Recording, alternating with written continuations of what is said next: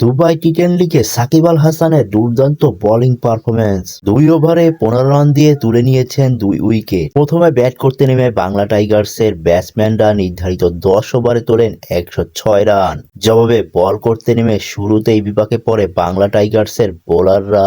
প্রতিপক্ষ ব্যাটসম্যানদের দাপটে ওভার প্রতি রান রেট বেড়েই চলছিল।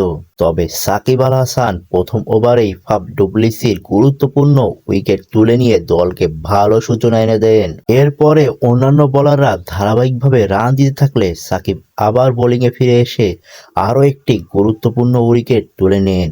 আর তার এই পারফরম্যান্স বাংলা টাইগার্সকে লড়াইয়ে ফেরানোর চেষ্টা করলেও অন্য বোলারদের বাজে বোলিংয়ের কারণে শেষ ওভারে ম্যাচ হেরে যায় বাংলা টাইগার্স। সামনে থেকেই দলকে নেতৃত্ব দিচ্ছিলেন সাকিব। 15 রানে তার শিকার 2 ব্যাটার হচ্ছেন ফাফ ডুপ্লেসিস এবং প্রতিপক্ষ অধিনায়ক রোহান মোস্তফা। তবে পঞ্চম উইকেটে জ্যাক টেইলরের সঙ্গে 20 বলে 40 রানের জুটি গড়ে সাম আর্মিকে 3 বল হাতে রেখে জয় এনে দেন জানাত। পাকিস্তানের অলরাউন্ডার 15 রানে এবং টেইলর অপরাজিত থাকেন 27 রানে। এর আগে টস হেরে ব্যাটিংয়ে নেমে 1 উইকেট হারিয়ে 106 রান সংগ্রহ করে বাংলা টাইগার্স। 4-4 এবং 6 ছক্কার 229.62 স্ট্রাইক রেটে 62 রানের অপরাজিত ইনিংস খেলেন দাসুম সানাকা।